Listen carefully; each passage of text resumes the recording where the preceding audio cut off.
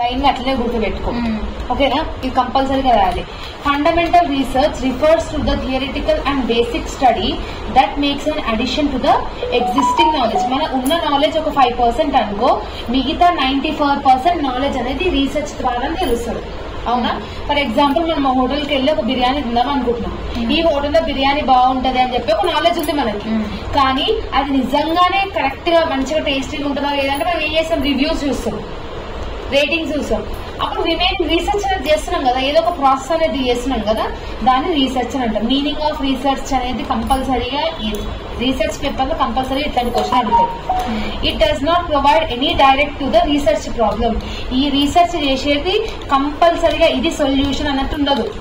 Just మనకు ఒక path అనేది చూపిస్తుంది, అంటే ఇట్లా చేయాలి, ఇట్లా చేస్తే ఇది బెస్ట్ అని ఒక ఆప్షన్ చూపిస్తుంది అంతే. It does not provide any direct solution to the research problem. అర్థమైందా? ఇది వేసుకుని సరిపోతుంది. ఇది కూడా it start with a question and aims at finding solution to the problem through a systematic study of subject. అంటే మనకు ఒక క్వశ్చన్ మనకు అర్థం కాలేదు, ఇది ఈ బుక్ లో ఎట్లా వచ్చిందో క్వశ్చన్ ఉంది మనకి డైలమాలో, అది ఎట్లా వచ్చిందో అని తెలుసుకోవాలంటే మనం ఫైండ్ అవుట్ చేయాలి, రీసెర్చ్ చేయాలి. అవునా? వెతకాలి ఎట్లా వచ్చిందో అడిగనేసి, దాన్ని రీసెర్చ్ అని అంటాం. ఈ లైన్ నేర్చుకుంటే సరిపోతుంది. రీసెర్చ్ గురించి ఇంత నేర్చుకొని రిమైనింగ్ అంతా ఓన్ గా రాసేయాలి. ఈ ఇంట్రడక్షన్ పార్ట్ ఇదికి ఏవైతే అండర్లైన్ చేసిందో అది ఇది కూడా యాడ్ చేయొచ్చు దీంట్లో ఉంది కదా. इसमें से भी मैं लिख ले सकती है, ऐसा मुझे लगा. लाइक कहाँ से मालूम? సేమ్ రా, సేమ్ అక్క, కానీ కొంచెం డిఫరెంట్ ఉంది అక్క. చెప్తా, ఇది సేమ్ ఉంది. రీసెర్చ్ టు గార్జియానో రాలిన్, research is a systematic search of information, a process of enquiry. Same మనం ఇంట్రొడక్షన్ పార్ట్ లో ఏదైతే నేర్చుకుంటున్నామో దాన్ని డెఫినేషన్ లాగా కన్వర్ట్ చేసుకున్నాం. అదేంటి? It is the process of making and enquiry. ఒక పర్టికులర్ టాపిక్ మీద మనం ఎంక్వైరీ చేసి ఇన్వెస్టిగేషన్ చేస్తుంటేనే దాన్ని మనం రీసెర్చ్ అంటాం. ఒక రీసెర్చ్ అనేది libraries, laboratories, school rooms, hospital, factories, దేని మీద మనం రీసెర్చ్ చేయొచ్చు. అవునా? దీని మీదనే చేయాలని అయితే ఏముండదు. అర్థమైందా? నెక్స్ట్ టైప్స్ ఆఫ్ రీసెర్చ్, ఇది ఇంపార్టెంట్. అందులో బేసిక్ రీసెర్చ్ ఉంటుంది. Basic research is nothing but ఏదైనా చిన్న దానికి ఏదైనా రీసెర్చ్ చేయాలంటే లైక్ క్రియేటివిటీ ఇట్లాంటి దానికి. Factories such as salary, work environment, reward system affecting motivation of employees. So basic research is also known as pure or fundamental research. ఇదేం చేస్తుంది? The main objective of basic research is to increase the knowledge of the specific topic. Specific topic మీద మీకు ఇంకా ఎక్కువ additional knowledge రావాలంటే basic research అనేది చేస్తుంది. Next applied research. And applied research is a type of research related to a particular product or service or system. ఒక pencil మీద research చేయడం కానీ, ఒక పర్టికులర్ బుక్ మీద రీసెర్చ్ చేయడం కానీ, అట్లా ఒక పర్టికులర్ ప్రోడక్ట్ మీద రీసెర్చ్ చేస్తుందని మనం అప్లైడ్ రీసెర్చ్ అని అంటాం. The main objective of applied research is to solve any problem in a scientific and systematic way. మనం ఏదైనా రీసెర్చ్ ని మనం సైంటిఫిక్ గా అండ్ ఇంకా సిస్టమాటిక్ ఒక ఆర్డర్ వైజ్ గా మనం చేస్తున్నాం అంటే దాన్ని మనము అప్లైడ్ రీసెర్చ్ అని అంటాం. Next empirical research. Empirical research is nothing but ఏదైతే స్టార్స్ మీద, ప్లానెట్స్ మీద, వరల్డ్ మీద, ఓకేనా, మిల్కీ వే గ్యాలక్సీ మీద ఇట్లాంటి దాని మీద చేసేదాన్ని ఎంపిరికల్ రీసెర్చ్ అని అంటాం. ఈ ఎంపిరికల్ రీసెర్చ్ అంటే ఓన్లీ మూన్ మీద, సన్ మీద, స్టార్స్ మీద ఇట్లాంటి దాని మీద చేస్తాం. సైంటిఫిక్ రీసెర్చ్ అంటే ఏంటి? Scientific research is not is known as logical research అనమాట. అంటే ఇప్పుడు మనము ఒక మెడిసిన్ కనుక్కోవాలనుకున్నాం అనుకో, కరోనా మెడిసిన్ కనుక్కున్నాం, దానికి రీసెర్చ్ చేశారు కదా, దట్ టైప్ ఆఫ్ రీసెర్చ్ ఏమంటారు? సైంటిఫిక్ రీసెర్చ్ అని అంటారు. Next social or behaviour research. Social or behaviour research అంటే మన మనుషుల యొక్క బిహేవియర్ ని అర్థం చేసుకునేటట్టుగా, లైక్ జనాభా అదే ఉంటది కదా, పాపులేషన్, దాని ఏమంటారు తెలుగులో? జనాభా సంఖ్యనా అదంటే ఇంటింటికి వచ్చి చూసుకుంటారు, సర్వే చేస్తారు, ఇంట్లో ఎంతమంది ఉన్నారు, అట్లాంటి దాన్ని సోషల్ ఆర్ బిహేవియర్ రీసెర్చ్ అని అంటాం. అర్థమైందా? ఈ 5 గుర్తు పెట్టుకొని దాన్ని ఎలాబరేట్ చేస్తే సరిపోతుంది. సేమ్ లైక్ దట్ ఒకవేళ మీరు ఎట్లాంటి యూజ్ చేయాలంటే ఇట్లాంటి ఫ్లో చార్ట్స్ యూజ్ చేయండి. రీసెర్చ్ అని రాయండి, నేను మార్నింగే చెప్పిన ఇట్లా రాయండి. అర్థమైందా? మళ్ళీ ఎలాబరేట్ చేయండి. ఇట్లాంటి పెద్ద పెద్ద క్వశ్చన్లు 1.5 hours లో ఫినిష్ చేయాలంటే ఇట్లాంటి టెక్నిక్స్ వాడాలి. డయాగ్రామ్లు, ఫ్లో చార్ట్ ఇట్లాంటి చేస్తే ఆన్సర్ ఎలాబరేట్ అవుతుంది, 3-4 పేపర్లు వస్తాయి, ఇవన్నీ వస్తాయి. అర్థమైందా? నెక్స్ట్ అంతే. నెక్స్ట్ హిస్టారికల్ రీసెర్చ్ అంటే పురాణాల గురించి రీసెర్చ్ చేస్తారు కదా, అది ఒక టైప్ ఆఫ్ రీసెర్చ్, దాన్ని మనం హిస్టారికల్ రీసెర్చ్ అంటాం. నెక్స్ట్ బిజినెస్ రీసెర్చ్ అంటే బిజినెస్ లో ఒక ప్రాఫిట్ వచ్చిందా లాస్ వచ్చిందా తెలియనికే చేసే రీసెర్చ్ ని బిజినెస్ రీసెర్చ్ అని అంటాం. రీసెర్చ్ అంటే ఏంది, బిజినెస్ కి సంబంధించిన ప్రాఫిట్స్ లాసెస్ స్ట్రాటజీస్ దాని గురించి రీసెర్చ్ చేస్తాం కదా. అంటే డిస్కౌంట్ ఇస్తే ఎక్కువ ప్రాఫిట్లు వస్తాయా, కూపన్స్ ఇస్తే ఎక్కువ లాసెస్ వస్తాయా, అట్లాంటివి చేసేదాన్ని బిజినెస్ కి సంబంధించిన రీసెర్చ్ ని బిజినెస్ రీసెర్చ్ అంటాం.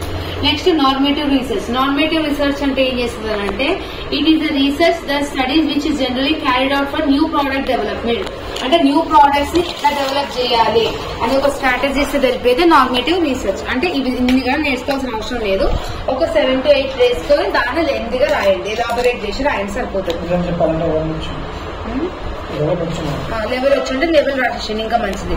నెక్స్ట్ ఒక రీసెర్చ్ చేయాలంటే నీడ్ ఏమేమి కావాలి, what is the need of research, ఎందుకు చేస్తున్నాం రీసెర్చ్ అంటే మనం ఒక డెసిషన్ తీసుకోవాలన్నా రీసెర్చ్ ఉంటే మనకి ఎక్కువ అంటే chances, high level chances of correct decision తీసుకునే అవకాశం ఉంటుంది. అవునా?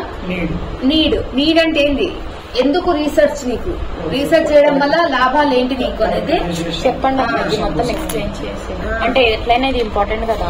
Research includes identification of problems or opportunity, collection and analysis of information to solve the research problem. ఒక రీసెర్చ్ ప్రాబ్లమ్ ని సాల్వ్ చేయాలంటే మనం రీసెర్చ్ అనేది కంపల్సరీగా చేస్తాం. ఒక ప్రాబ్లమ్ ని సాల్వ్ చేయాలంటే రీసెర్చ్ చేస్తాం కదా. In order to be successful each step of the research should be carried out effectively and efficiently. అంటే ఒక రీసెర్చ్ యొక్క ప్రాబ్లమ్ ని స్టెప్స్ ని మనం ఫాలో అవ్వాలంటే ప్రతి ఒక్క స్టెప్ ని మనం ఎఫెక్టివ్ గా ఫాలో చేయాలన్నమాట. The process of research is continuous and therefore inefficiencies in single step. ఒక్క సింగిల్ స్టెప్ లో రీసెర్చ్ అనేది కంప్లీట్ కాదు, కొన్ని స్టెప్స్ ఉంటాయి, ఆ స్టెప్స్ ను యాక్టివ్ గా ఫాలో అవ్వాలి. మళ్ళీ each step in research should B planned. Planning అనేది ఇంపార్టెంట్. ఏ ఒక్క స్టెప్ ఏ ఫార్మాట్ నువ్వు చేస్తున్నావు రీసెర్చ్ వల్ల అంటే నువ్వు ఒక ప్లానింగ్ అనేది ఉండాలి. ఓకేనా? ఇట్లాంటివి నేర్చుకో సరిపోతుంది, దీంతో సరిపోతుంది. నెక్స్ట్ ఏం చెప్తున్నా, ఇది important. What are the steps involved in research process? నాకు ఓకే, మీరు ఈ 6 పాయింట్లు నేర్చుకుంటున్నాను అనుకో, దీని లోపల మ్యాటర్ మళ్ళీ ఓన్గానే. ఫస్ట్ ఏం చేయాలి, రీసెర్చ్ ప్రాబ్లమ్ అంటే దేని గురించి ప్రాబ్లం వచ్చింది అనేది నీకు తెలియాలి, అది ఫస్ట్ స్టెప్. దాన్ని ఎలాబొరేట్ చేయండి. సెకండ్ వన్ ఏంటి, రీసెర్చ్ ప్రపోజల్ అని అంటే ఏంటంటే the managers are must check whether the sufficient resources. అంటే ఆ రీసెర్చ్ కి సంబంధించిన రిసోర్సెస్ మనకు ఉన్నాయా లేదా. ఇప్పుడు రీసెర్చ్ ప్రపోజల్ అంటే ఏంటంటే ఇప్పుడు మనకు ఒక ప్రాబ్లం వచ్చింది, దాన్ని మనం ఐడెంటిఫై చేసినాం. ఫస్ట్ ఐడెంటిఫై చేసినాక రీసెర్చ్ చేయాలని అంటే మనకి రిసోర్సెస్ కావాలి, కాస్ట్ అవుతుంది, కొన్ని రిక్వైర్మెంట్స్ అయితే టైం కావాలి, ఇవన్నీ ఉన్నాయా లేవా అని చూసుకోవాలి. థర్డ్ వన్ ఏంటి, రీసెర్చ్ డిజైన్. అంటే నువ్వు ఒక రీసెర్చ్ చేయాలంటే ఎట్లాంటి చేయాలి, ఏమేమి స్టెప్స్ ను ఫాలో కావాలనేది రీసెర్చ్ డిజైన్ ఉంటుంది. Next fourth one collection of data. అంటే కావాల్సిన ఇన్ఫర్మేషన్ అన్ని నువ్వు గ్యాదర్ చేసుకుని పక్కన పెట్టుకో. ఒక ప్రాజెక్ట్ మనం చేస్తున్నాం అనుకో, రీసెర్చ్ చేస్తాం కదా, అది collection of data. Fifth one ఏంది, డేటా అనాలిసిస్ అండ్ ఇంటర్ప్రిటేషన్. అంటే తెచ్చుకున్న డేటా ఇన్ఫర్మేషన్ ఏదైతే ఉందో మనకి రిక్వైర్డ్ ఇన్ఫర్మేషన్ మాత్రమే కావాలి, దాటే డేటా అనాలిసిస్ అండ్ ఇంటర్ప్రిటేషన్. ఇంత డేటా ఉంది మన దగ్గర, దాంట్లోకి మనకు కావాల్సింది ఇంతనే, అది మనం ఏదైతే అక్యూరేట్ ఏదైతే రిలవెంట్ డేటా ఉందో అది మాత్రమే మనం సొంతం చేసుకోవాలి. దాని data analysis. Last one preparation of report. మొత్తం అయిపోయినాక రీసెర్చ్ రిపోర్ట్ చేస్తాం కదా, ప్రాజెక్ట్ అంటే అయిపోయినాక కంక్లూజన్ చేస్తాం కదా, అది ఇంపార్టెంట్. ఈ 6 స్టెప్స్ గుర్తు పెట్టుకోండి, లోపల మ్యాటర్ ఓన్ గా రాయండి. రీసెర్చ్ ప్రాసెస్ అంటే ఏంది, research process refers step wise approach of studying and analysing in a particular topic. అర్థమైందా? సో ఇది ఇంపార్టెంట్. మోస్ట్లీ ఇవి సరిపోతాయి, ఈ లెసన్లకి ఇది సరిపోతుంది, 3 సరిపోతుంది. అది నేర్చుకుంటే రీసెర్చ్ డిజైన్ నేర్చుకుంటాం. Research design is purely optional question. మరి ఈసారి తిక్కగా ఇస్తుంది కాబట్టి వినుకోని నా సబ్స్క్రైబర్స్ కూడా చెప్తున్నా. Again they will message in comment section, అక్క why you are using Telugu language, English people ఏమైపోవాలి. రీసెర్చ్ డిజైన్ అంటే ఏంది, ఒక పర్టికులర్ రీసెర్చ్ చేయాలంటే, ఒక పర్టికులర్ టాపిక్ మీద మనం రీసెర్చ్ చేయాలంటే ఒక ఫార్మాట్ కావాలి, ఒక ఫ్రేమ్ వర్క్ కావాలి మనం. అవునా? ఇప్పుడు మనం బిర్యానీ కుక్ చేయాలని అంటే ఒక రెసిపీస్ కావాలి, దాని ప్రొసీజర్ మనకు తెలిసి ఉండాలి కదా. ఫస్ట్ మ్యాగ్నైజ్ చేసుకున్నాం కదా, అట్లనే ఒక రీసెర్చ్ చేయాలంటే దానికి ఒక డిజైన్ ఉంటుంది, ప్రొసీజర్ ఉంటుంది. A research design is the arrangement of conditions for collection and an analysis of data in a manner that aims to combine relevance to the research purpose with economy in procedure. అంటే ఇదే గుర్తుపెట్టుకోవాలని లేదు, ఓన్గా రాసేసేయండి. Research design అంటే ఏంది, మన collection of data ఏదైతే మనం పెట్టుకున్నామో ఆ డేటాని మనం అనాలిసిస్ చేసి ఒక ఫ్రేమ్ వర్క్ లాగా క్రియేట్ చేసుకునేది రీసెర్చ్ డిజైన్. ఆబ్జెక్టివ్స్ ఏంది, it is to carry out the explanatory research. Explanatory research అంటే ఒక రీసెర్చ్ మనము ఎక్స్ప్లెయిన్ చేయడానికే వాడుకుంటాం, ఎక్స్ప్లెనేషన్ కోసం అనేసి. సెకండ్ వన్ ఏంది, సోర్స్ ఆఫ్ గ్యాదరింగ్ ఇన్ఫర్మేషన్. ఒక రీసెర్చ్ చేయాలంటే ఇన్ఫర్మేషన్ గ్యాదర్ చేసుకోవాలి కదా, అంటే ఇంతకుముందు పాయింట్స్ అని మీరు ఇక్కడ బిట్ రాసినా కూడా no problem. And to manage unnecessary variables, అంటే మనకి అనవసరమైన విషయాలని, రీసెర్చ్ కి సంబంధం లేని విషయాలని సపరేట్ చేసి పెట్టుకోవాలి. To answer the question arises during the research problems. ఇప్పుడు నువ్వు ఒక రీసెర్చ్ చేసి నేను అడిగి నువ్వు నాకు ఇచ్చినావు, నేను ఎట్లాంటి క్వశ్చన్స్ చేసినా కూడా దానికి నువ్వు సమాధానం చెప్పేటట్టు ఉండాలి, దానికి నువ్వు ఆన్సర్ చేసేటట్టు ఉండాలి. దాన్ని రీసెర్చ్ ప్రాసెస్ అని అంటాం. Next to manage and maximise the variances. Next variance అంటే ఆల్టర్నేటివ్స్ లాగా, అర్థమైందా? సో ఇది objectives. Characteristics of research design అంటే ఏంది, it minimise the experimental error. అంటే రీసెర్చ్ చేయకుండా డెసిషన్ తీసుకుంటే రాంగ్ అయ్యే ఛాన్స్ ఉంటుంది మనకి. అదే రీసెర్చ్ చేసినాక డెసిషన్ తీసుకుంటే 90% అక్యురేట్ రిజల్ట్స్ అనేది వస్తుంది. ఫస్ట్ వన్ ఏంటి, it has low level of ambiguities ఏమంటారు and high levels of reliability of the collected data. అంటే ఇది దీని మీనింగ్ ఏంటంటే ఫేక్ రీసెర్చ్ కాకుండా కాపాడుతుంది అనమాట, దాని మీనింగ్ అది, అర్థమైందా? Next high levels of reliability. మనం కలెక్ట్ అయిన డేటా ఏంటంటే రిక్వైర్డ్ కరెక్ట్ గా ఉంటది, రిలయబుల్ గా ఉంటది, కావాల్సిందే ఉంటది అనేసి చెప్తుంది అనమాట. It provides maximum information and gives an opportunity for solving the different aspects of a problem. అంటే ఎట్లాంటి ప్రాబ్లమ్స్ వచ్చినా కూడా మాక్సిమం సొల్యూషన్ అనేది, ఇన్ఫర్మేషన్ అనేది గ్యాదర్ చేసి మనకు చూపిస్తుంది. Next experimental in nature. Research అనేది experimental in nature. Next it utilises the resources efficiently. మనం ఏదైతే రిసోర్సెస్ అన్ని గ్యాదర్ చేసినామో, ఇన్ఫర్మేషన్ కానీ డేటా కానీ ఏదైనా, అవన్నీ మనం మాక్సిమం గా యూజ్ చేసేటట్టు ఉంటుంది. It is flexible by means of duplication of crucial feature of design. అంటే డూప్లికేషన్ ఆఫ్ అంటే 2 times డెసిషన్ తీసుకోకుండా అట్లాంటి దానికి యూస్ఫుల్ అయ్యేటట్టు ఉంటుంది అంతే. ఒక గుడ్ రీసెర్చ్ చేయాలంటే what are the points you need to perform అనేది కూడా మీరు ఓన్ గా రాసి సరిపోతుంది కదా. ఇల్లునే మళ్ళీ రాశాను. గుడ్ రీసెర్చ్ రావాలంటే ఇన్ఫర్మేషన్ కరెక్ట్ గా గ్యాదర్ చేసుకోవాలి, రిక్వైర్డ్ డేటా ఉండాలి, సర్వేస్ చేయాలి, మళ్ళీ ఫేక్ ఇన్ఫర్మేషన్ అట్లాంటివి ఏం చేయొద్దు. ఇట్లాంటివన్నీ గుడ్ రీసెర్చ్ కి సంబంధించిన కీ పాయింట్స్ అనమాట. ఇవి ఏవైతే చెప్తుందో ఇవి చదువుకుంటే సరిపోతుంది. యూనిట్ నెంబర్ 1కి షార్ట్ కూడా ఇళ్ళకైనా కవర్ అవుతాయి. మళ్ళీ షార్ట్ సపరేట్ ఏం చదువుకోవాల్సిన అవసరం లేదు. షార్ట్ లో ఏమున్నాయి అసలు, రీసెర్చ్ అంటే తెలుసు, గుడ్ రీసెర్చ్ అంటే ఇప్పుడు డిస్కస్ చేసినాము. Qualitative research and quantitative research అంటే ఏంటంటే, క్వాలిటేటివ్ అని అంటే మనకి ఇంత డేటా ఉన్నా కూడా, ఈవెన్ 1 page ఆఫ్ డేటా ఉన్నా కూడా ఆ డేటా ఎంత క్వాలిటీ ఉంది, ఎంత మనకి యూస్ఫుల్ అయిందనే ఇంపార్టెంట్. క్వాంటిటేటివ్ డేటా అంటే ఏంది, డిఫరెంట్ మనకి ఇంత డేటా ఉన్నా కూడా వేరియస్ ఫ్యాక్టర్స్ నుంచి వేరియస్ దాంట్లోకి కూడా మనకి డేటా అనేది కలెక్షన్ చేసుకోవచ్చు. దాన్ని క్వాంటిటేటివ్ రీసెర్చ్ అని అంటాం. రీసెర్చ్ డిజైన్ తెలుసు. మళ్ళీ నెక్స్ట్ ఇంకేం ఇంపార్టెంట్ ఇలా, ఇది హైపోథిసిస్ అంటే prediction. Next what are the steps for formulating hypothesis. Hypothesis చేయాలంటే hypothesis nothing but prediction. Prediction చేయాలంటే ఫస్ట్ కీ అబ్జర్వేషన్ ఉండాలి, అంటే క్లారిటీగా నువ్వు అబ్జర్వ్ చేయాలి ఒక టాపిక్ ని, ఓకేనా? దాన్ని హైపోథిసిస్ అంటారు. Building relationship. Next building relationship అంటే 2 different ఆల్టర్నేటివ్స్ అంటే మనం బెస్ట్ ఏందనేది చూసుకోవాలి, రిలేషన్షిప్ అనేది కనుక్కోవాలి. Next deductions. డిడక్షన్స్ అంటే ఏంది, మనకి అనవసరమైన విషయాలను ఈ రీసెర్చ్ నుంచి తీసేసేయాలి. వెరిఫికేషన్, నువ్వు అనుకున్నది నిజంగా వ్యాలిడా కాదా. ఫర్ ఎగ్జాంపుల్ నువ్వు ఇది జరుగుతుంది నెక్స్ట్ 5 years లో అంటున్నావు, నువ్వు అన్నంత మాత్రం అది జరుగుతుంది ఎట్లా నమ్మాలి మేము? దానికి నువ్వు వెరిఫికేషన్ అనేది తీయాలి, ప్రూఫ్స్ చూపించాలి. దిస్ ఈజ్ కాల్డ్ దీని వల్ల నెక్స్ట్ 5 years ఇట్లా అవుతుంది అని చెప్పేసి నువ్వు చూపిస్తుంది. అంటే ఇంత సరిపోదు కదా. రీసెర్చ్ గురించి నేర్చుకో. రీసెర్చ్ గురించి ఒకటి చెప్పానా, Hello guys and welcome to the second unit. So Shivani ma'am is going to explain us second unit. Yes ma'am. I don't know anything. You know, one day batting akka, chappandi akka. You are the so good akka. Student friends, biscuit lashes. Biscuit kaadakka, nijam akka. Unit 2 part B. In this first important question in the sampling. Just in brief introduction issa. But unit 2 mein whatever I have said, parametric and non-parametric differences, and second one research report. These two questions you need to be perfect. While explaining this I will explain sampling also, basic, because you will have some, you should have some basic knowledge. 4 marks vachina 5 marks vachina kuda meer easy ga attempt chestattu undali. Sampling ante endi, the term population ante ippudu mana India lo inta 1 billion population unnaru anko, ప్రతి ఇంటికి ఎంత పోయి 1 billion ఉన్నారని చూడం. We will give a sample. Okay, ఒక 1 ఏరియాలో ఎంతమంది ఉంటే మన ఇండియాలో ఇన్ని ఏరియాస్ ఉన్నాయని ఒక శాంపిల్ తీసుకొని హైపోథసిస్ లాగా చేస్తాం, అంతేనా? The term population refers to information of group of observation of which influences are to be made. అంటే శాంప్లింగ్ అంటే ఏంటి? ఇప్పుడు మనము ఒక ఇన్ఫర్మేషన్ మనకు కావాలనుకో, దాని శాంపుల్ అనేది ఉంటుంది కదా, కొంచెమైనా ఏదో ఒకటి, దాన్ని శాంప్లింగ్ అంటాం.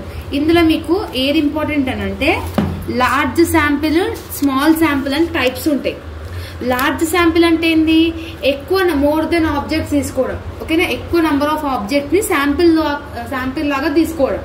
ఎందుకు శాంపిల్ లాగా తీసుకుంటున్నాము? To do research, to do a prediction, to do a hypothesis. Small sample అంటే ఏంది? లెస్ దెన్ 30 ఉన్నదాన్ని స్మాల్ శాంపిల్ అంటాము, మోర్ దెన్ 30 ఉన్నదాన్ని లార్జ్ శాంపిల్ అని అంటాము, ఓకేనా? జస్ట్ 4 మార్క్స్ ఇంపార్టెంట్ అని చెప్పిన. నెక్స్ట్ ఇంపార్టెంట్ ఏం చెప్పిన ఇంకా నేను, parametric and non parametric differences between parametric and non-parametric. Parametric అంటే ఏంది? It is defined as a study of statistical test concerning assumption and estimation that are related to the population parameter.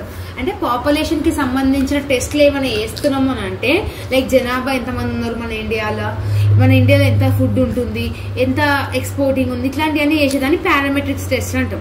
Non parametric test అంటే ఏంది? Statistical test does not cover assumption related to the parametric. So ఇక్కడ ఏమంటున్నాం? Just మనం precise చేస్తున్నాం, అంటే just మనం ఇక్కడ predict చేస్తున్నాము, కానీ ఇక్కడ మనం ప్రిడిక్ట్ చేసేదానికి అంటే అన్ని డిఫరెంట్ సోర్సెస్ నుంచి తెచ్చుకుంటున్నాం. అర్థమైందా? ఇవి ఎస్పెషల్లీ మీరు ఈ బేసిస్ నేర్చుకున్నారు అనుకో, ఈ బేసిస్ ఒక్కటి గుర్తుపెట్టుకున్నారు అనుకో, ఇది మీరు ఓన్గా రాసేయచ్చు. అర్థమైందా? ఫస్ట్ డెఫినేషన్ రాసినాం. అనదర్ నేమ్ ఏంది? Distribution test. ఇదేమో డిస్ట్రిబ్యూషన్ ఫ్రీ టెస్ట్. దీనికి అజంప్షన్స్ ఏంది? నల్ అండ్ ఆల్టర్నేట్ హైపోథసిస్ ఉంటుంది. No assumptions are made. Assumptions అనేది nothing but rules.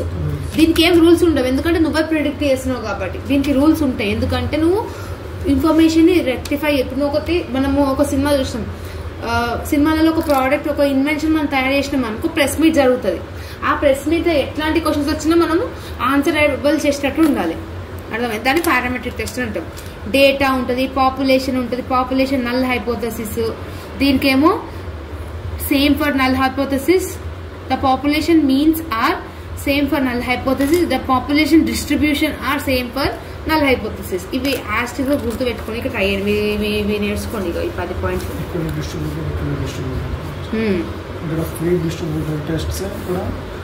Second unit లకి ఏది మీరు ప్రాబ్లమేటిక్ వద్దు, ఈ chi-square టెస్ట్లు, F టెస్ట్లు, Z టెస్ట్లు వద్దు అని అంటే కంపల్సరీగా థియరీ పార్ట్ నేర్చుకోవాలి. బెటర్ థియరీ పార్ట్, ఎందుకంటే ప్రాబ్లమేటిక్ వాడు మోస్ట్లీ రేర్ గా అడగడు. ఒకవేళ అడిగినా కూడా ఇప్పుడు మీకు టైం లేదు, అవసరం కూడా కాదు 40 మార్క్స్ పేపర్ కి, కాబట్టి థియరీ నేర్చుకోనికి ట్రై చేయండి. అర్థమైంది? ఇప్పుడు chi-square టెస్ట్ ఈజీగానే ఉంటుంది, మళ్ళీ మీరు అన్ని మర్చిపోతారు, అందుకని ప్రాబ్లమేటిక్ చెప్తాను నేను.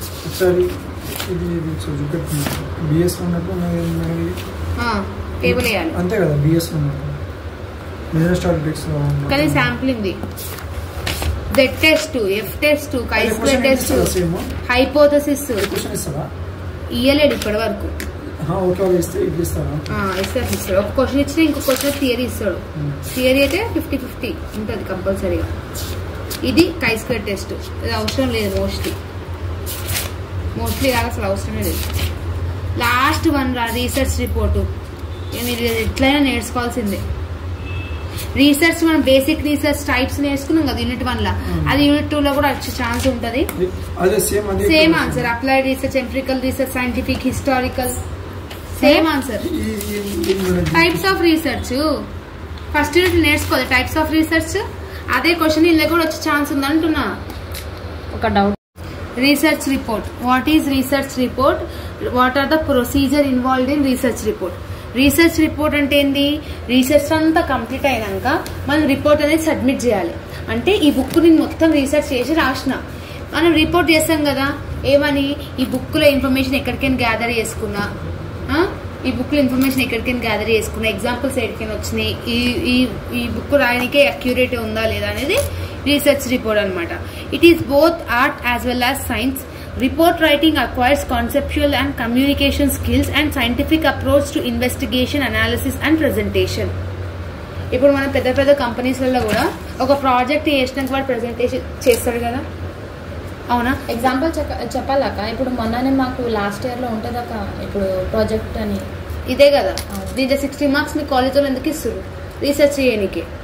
మనం రిపోర్ట్ రైటింగ్ రాస్తాం కదా చేసి, దాన్ని ఎగ్జాక్ట్ గా మీరు అక్కడ ఇక్కడ ఏవైతే కీ పాయింట్స్ వేసిర్రో దాన్ని ఆన్సర్ లాగా కన్వర్ట్ చేయాలి, అంతే. ఓకేనా? రీసెర్చ్ రిపోర్ట్ అని అంటే ఏంది? కమ్యూనికేషన్ చేయడానికి అనేది ఉంటుంది. దీంట్లో 6 స్టెప్స్ ఉంటాయి రా. ఫస్ట్ వన్ ఏంది? సబ్జెక్ట్ మ్యాటర్ ని నువ్వు అండర్స్టాండ్ చేసుకుంటున్నావా లేదా.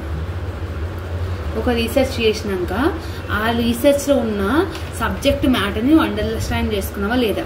సెకండ్ వన్ ఏంది? Final outline. మొత్తం రీసెర్చ్ అంతా అయిపోయినాక నువ్వు అవుట్లైన్ అనేది చేయాలి. అంటే రిటర్న్ వర్క్స్ ఏమైనా ఉన్నాయా, ఓకేనా? లాజికల్ ఆర్గనైజ్, రిమైండర్ అంటే మధ్యలో ఏమైనా పాయింట్స్ మిస్ అయినా ఇంకేమైనా మెన్షన్ చేసేటివి ఉన్నాయా చూసుకోవాలి. థర్డ్ వన్ ఏంది? Preparation of rough draft. Rough draft అంటే డూప్లికేషన్ లాగా ఒకటి పెట్టుకో, ఒక పీస్ సపరేట్ గా పెట్టుకున్నాక ఏమైనా తప్పు ఇట్లా ఉంటే నెక్స్ట్ మనం చేసుకుంటాం దాంట్లో.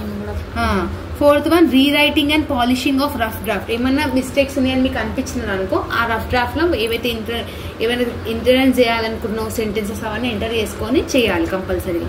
Next final bibliography. Bibliography is nothing but కొన్ని పేజెస్ లోనే, కొన్ని ఒక 5 to 6 అంటే ఇంత పెద్ద బుక్ కి 2 to 3 పేజెస్ లోనే దాన్ని ఒక డెప్త్ గా మీనింగ్ రాసేదాన్ని బిబిలోగ్రఫీ అని అంటాం. అర్థమైందా? List of books which way presented to research study. అంటే నువ్వు ఈ రీసెర్చ్ చేయడానికి ఎన్ని బుక్స్ రిఫర్ చేసినావు అని చెప్పనీకి. Next layout of research report. Layout అంటే ఏంది? లాస్ట్ కి ప్రింట్అవుట్ లాగా చేయడం. దానికి ఒక మంచిగా బైండింగ్ చేస్తాం మనము, లేబుల్ వేస్తాము. నువ్వు బుక్ తయారు చేయడం కాదు, ఈ లేబుల్ వేయడము ఇవన్నీ చూపించడం కూడా ఇంపార్టెంట్. దాన్ని లేఅవుట్ అంటాం. ఈజీగా ఉంటుంది, జస్ట్ మీరు ఓన్ గా రాసేది ఉంటుంది. ఇంకొకటి ఇది టైప్స్ ఆఫ్ రీసెర్చ్ రిపోర్ట్ లో టైటిల్ పేజ్ ఉండాలి కంపల్సరీగా. ఇక్కడ ఈ బుక్ ఉంది, research methodology and project report అని చూపించిన టైటిల్. టేబుల్ ఆఫ్ కంటెంట్స్ ఉండాలి కదా, కంటెంట్స్ ఉంది కదా. నెక్స్ట్ ఫార్వర్డ్ అంటే ఇగో ఇది ఇట్లా. ఈ బుక్ మనకి ఫార్వర్డ్ అని లేదంటే రీడింగ్ అని ఫస్ట్ వస్తుంది ఒక పేజ్. అది స్టేట్మెంట్ ఆఫ్ ఆబ్జెక్టివ్స్ అంటే ఏమేమి కంటెంట్స్ ఉన్నాయి అవి. మెథడాలజీ అని అంటే ఇక ఇన్ఫర్మేషన్, దానిలో ఒక లిమిటేషన్స్ ఏంది, ఫైండింగ్స్ ఏంది, కంక్లూజన్ ఏంది, ఇవన్నీ నువ్వు మెన్షన్ చేయాలి. ఈ పాయింట్లు గుర్తుపెట్టుకో, ఆన్సర్ల పాయింట్లు ఒనగ రాయాలి. మళ్ళీ ఇవన్నీ చదువుకోవాలి అంటే ఒక్కొక్కదాన్ని దాన్ని ఎలాబొరేట్ చేసి వాడు, అంతే. Got it? అంతే రాయిగా. ఇవి 2 నేర్చుకుంటే సరిపోతుంది. మోస్ట్లీ ఇవే రిపీట్ అవుతాయి. బుక్ అభిషేక్ దాన్ని అంటే ఫోన్ లో ఎవరు తీసుకోవాలి బుక్ ని. అసలు उसके अंदर नाम लिखा का नहीं लिखा. शिवानी लिखो, लिखा.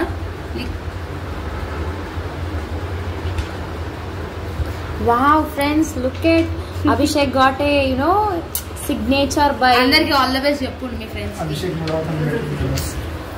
మీ ఫ్రెండ్స్ అందరికి ఆల్ ద బెస్ట్. ఏం పూత రాగల